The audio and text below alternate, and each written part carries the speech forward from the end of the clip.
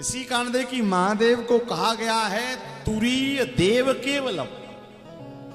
क्या शब्द आया है? तुरीय देव केवलम, यानी महादेव जीव मात्र की तीनों, देखिए हर एक व्यक्ति के जीवन में तीन अवस्थाएं अवस्थित हैं और व्यक्ति उन्हीं तीनों के कर्मों के कर्म बंधन में पड़ा हुआ है। यदि ये तीन अवस्थाओं का कर्म बंधन दूर हो जाए तो अंदर का मैं समाप्त हो जाए और आप साक्षात शिव हो जाए।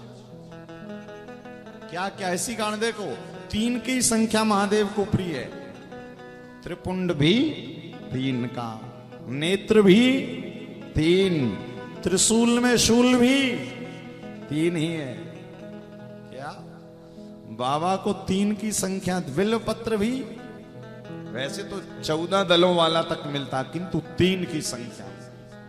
और यहां पर काल भी भूतकाल, वर्तमान और भविष्य।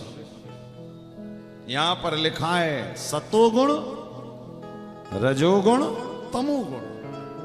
ये तीन देखिए व्यक्ति का जीवन इन तीन में ही चलता है और जिसका ये तीन संभल गया वो साक्षात शिव हो गया।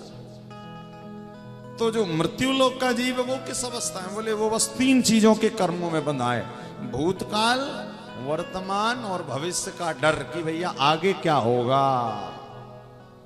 किंतु याद रखिएगा जो कालातीत भगवान शिव की चरणों में आ गया, उनकी शरण में आ गया, उसका भूतकाल, वर्तमान, भविष्य का भय तो करना ही नहीं।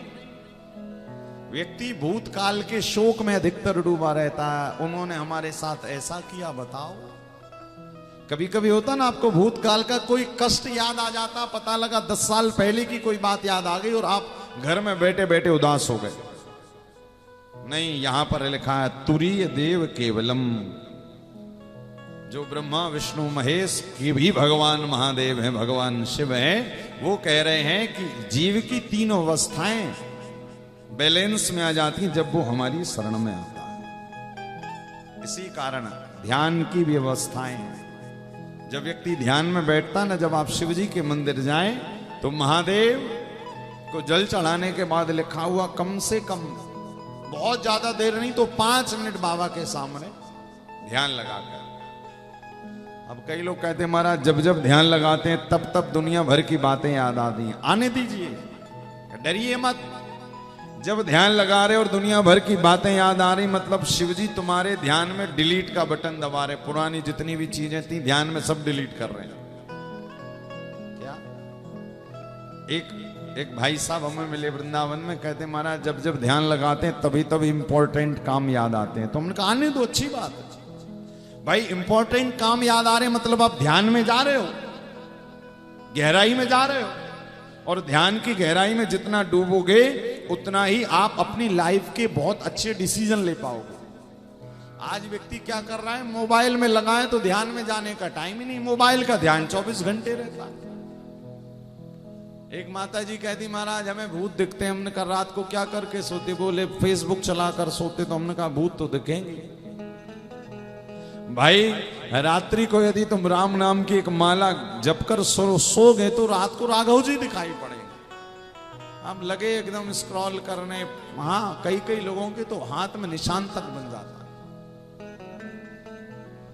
इसी कारण लिखा हुआ है भगवान क्या है, तुरीय देव केवलम। शिव तुरीय अवस्था के साक्षी है। कई लोग कहते ध्यान नहीं लगता ना, देखो शंकर जी के मंदिर जाओ, उन्हें जो प्रिय है ना, यदि नहीं भी लगता झूठे ही बैठ जाओ। कोई आपके सामने सीताराम सीताराम कह रहा है, आप झूठे ही शुरू कर दोगे ना, एक दिन वो सही में आपके अंदर से निकलने लगेगा। आप झूठे ही ध्यान लगाने कही तो आप देखिए, आप जो कलयुग का समय है ना, वो दिखावे का, प्रदर्शन का जरा ज्यादा है। तो कोई बात नहीं, हमारे यहाँ शास्त्र संत कह रहे हैं कि भैया यदि दिखावे भी तुम भक्ति की कर रहे हैं तो कोई बात नहीं, चलने दो। होता है ना, कई लोग मंदिर जाते हैं, हमने देखा है, यदि कोई पड़ोसन मंदिर में आ गई फिर तो उस दिन 3 आरती पक्का होंगी। जय जगदीश हरे, देखा मुड़कर अच्छा खड़ी है, ओम जय शिव ओमकार श्री रामचंद्र, सारी चलेंगी। और जिस दिन अकेली है बोले उस दिन महाराज बस हर हर महादेव किया, बेलपत्री चढ़ाई और भागी। क्यों? दिखाने के लिए, देख हम इतनी पूजन कर रहे हैं। और शास्त्र कह रहा भक्ति प्रदर्शन का विषय नहीं, भक्ति तो जीव के आत्मदर्शन का विषय है। भक्ति करने के बाद, भजन करने के बाद आपका जो ऑरा है ना, या आपका जो आभा मंडल है, वो इतना दिव्य हो जाता है कि लोग आपको देखकर ही समझ जाते भैया ये भगत है। हमारे वृंदावन में इस्कॉन टेम्पल में बड़े बड़े अंग्रेज आते हैं, बड़े बड़े फॉरेनर्स आते हैं, उनके आभा मंडल को देखकर ही समझ जाते भैया ये भगत हैं। क्या? और भगत का देखिए चलना, उठना, बैठना, वाणी ये बता देती कि ये ठाकुर जी का हो चुका है, क्योंकि उसको फिर सब में भगवान का दर्शन होने लगता है। इसी कारण कलयुग में देखो प्रदर्शन का बहुत आजकल तो होड़ सी लगी है। यदि एक शिव जी के मंदिर जाएगा, उसका काम बनेगा, तो बगल वाला तो पक्का ही जाएगा। अब बगल वाला उसको देख कर गया, उसका नहीं हुआ, उसने कहा महाराज हमारा तो हुआ नहीं काम।